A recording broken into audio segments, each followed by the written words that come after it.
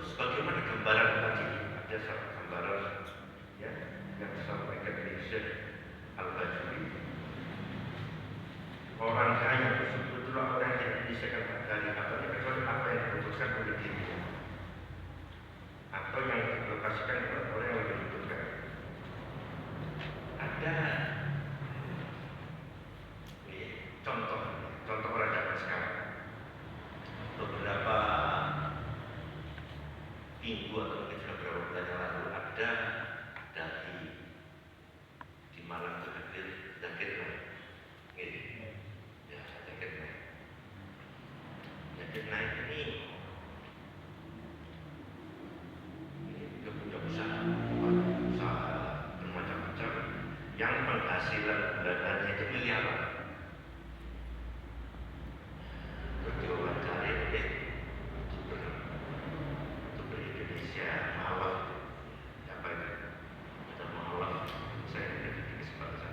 Dia heran dengan Zakir Naik ini yang dia tinggal di apartemen, ya rumah yang hanya satu kamar dan dua kamar tamu. Padahal penghasilan miliaran. Terus ditanya, berapa yang kau habiskan untuk hidup ini? Saya menghabiskan hidup saya ini 7 juta. Saya cukupkan untuk diri saya 7 juta. Dan kemudian sisanya yang penghasilan tiap bulan miliaran itu apa? Itu saya gunakan untuk dakwah. Itu dakwah, lalu dia dakwah ke berbagai negara ini termasuk ke Indonesia ini. Yang itu yang betul sendirian membawa pasukannya, membawa timnya. Ya, karena kalau beliau ini berdakwah itu diliput untuk disiarkan ke seluruh dunia. Dan itu semua pihak panitia itu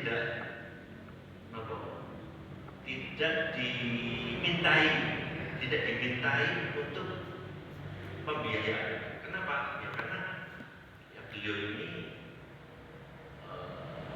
sudah bisa membiayai seluruh dari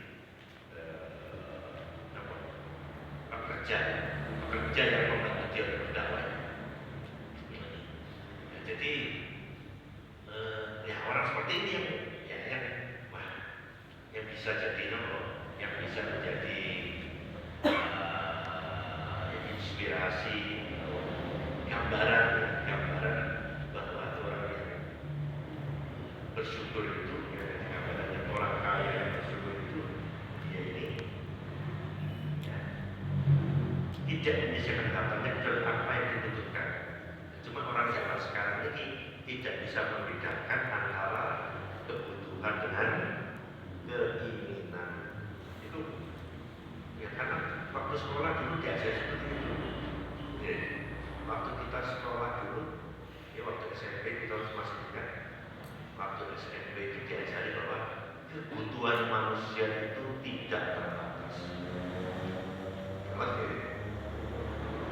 Kenapa? Pertama ada kebutuhan pokok, kebutuhan makan sehari-hari. Ya, kalau pakaian untuk sehari-hari. Tempat yang sekitar bisa untuk naung diri dari panas dan hujan. Kalau terus, ya, dia masih ingin lagi, tambah lagi namanya kebutuhan sekunder, gitu ya. Kebutuhan sekunder, itu kebutuhan namanya. Ya, dan sekunder itu apa? Oh, di samping kita ini kita butuh. Kalau tadinya itu cukup makan, sekarang makannya di mana? Ya, tidak cukup makannya, jadi makannya di mana? Terus gak ada batasnya. Ini ya. Jadi orang yang sekarang itu melihat namanya kebutuhan itu tidak terbatas.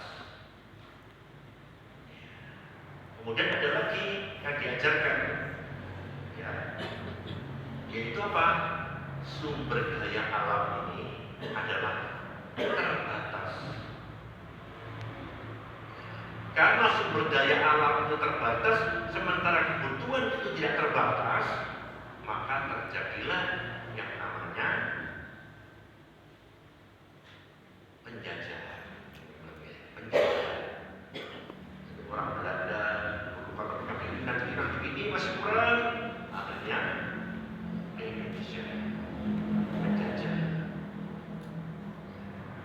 Zaman sekarang itu sebenarnya penjajahan itu masih